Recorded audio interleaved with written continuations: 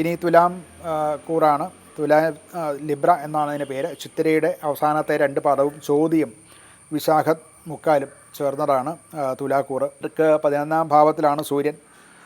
അതുപോലെ തന്നെ 10ാം ഭാവത്തിൽ ഉച്ചസ്ഥിതിയിലുള്ള വ്യാഴവുമുണ്ട്. അതുകൊണ്ട് കർമ്മപരമായിട്ട് അവർക്ക് വളരെ അനുകൂലമാണ്. അംഗീകാരങ്ങളും സ്ഥാനമാനങ്ങളും ഒക്കെ കിട്ടും. പ്രതീക്ഷിച്ചിരുന്നത് പദ്ധതികൾക്ക് പല മുൻപുണ്ടായിരുന്നതിനേക്കാൾ പിന്തുണയും അതുപോലെ അതിൽ കൂടുതൽ ഉത്തരവാദിത്വം ലഭിക്കുകയും ചെയ്യും. പുതിയ പദ്ധതികൾ നമ്മളെ പൂർണ്ണമായിട്ട് വിശ്വസിച്ച് ഇൻട്രസ്റ്റ് ചെയ്യും. വ്യാപാരികൾക്ക് അതുപോലെ ഒക്കെ പുതിയ ഉപഭോക്താക്കളെ കിട്ടാനും ഒക്കെ നല്ലതാണ്. സർക്കാർ മേഖലയിൽ ജോലി ചെയ്യുന്നവർ ബാങ്കിങ്, വിദ്യാഭ്യാസം, IT മുതലായിട്ടുള്ള മേഖലകളിൽ പ്രവർത്തിക്കുന്നതിന് മികച്ച ഒരു പുരോഗതി തന്നെ ഉണ്ടാകാൻ സാധ്യതയുണ്ട്. സഹപ്രവർത്തകന്മാരുമായിട്ട് കുറച്ചുകൂടെ കൂടുതൽ സഹകരിക്കാൻ പ്രത്യേകം ശ്രദ്ധിക്കേണ്ടതാണ്. ധനപരമായിട്ട് പഴയ ചില കുടിശ്ശികൾ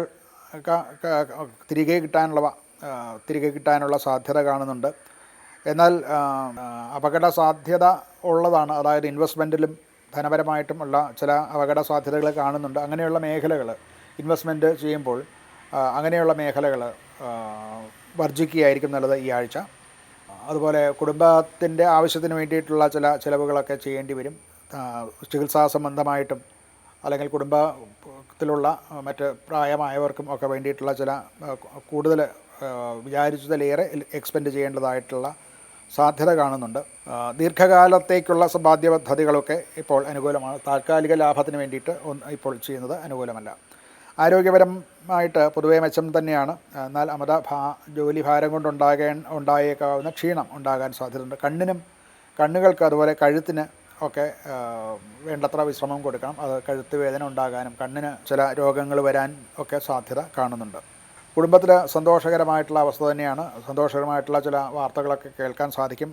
മക്കളുടെ വിവാഹം സംബന്ധിച്ച് അതുപോലെ വിദ്യാഭ്യാസം സംബന്ധിച്ചൊക്കെ ചില പുതിയ തീരുമാനങ്ങളും അഥവാ അനുകൂലമായിട്ടുള്ള പല തീരുമാനങ്ങളും ഉണ്ടാകാനും അങ്ങനെയുള്ള ന്യൂസ് വാർത്ത കൊണ്ട് സന്തോഷിക്കാനുമൊക്കെ സാധ്യത കാണുന്നുണ്ട്. സുഹൃത്തുക്കളുമായിട്ടും ഒക്കെയുള്ള സഹകരണം അല്ലെങ്കിൽ സഹപ്രവർത്തകരുമായിട്ടുള്ള സഹകരണവും വർദ്ധിക്കും.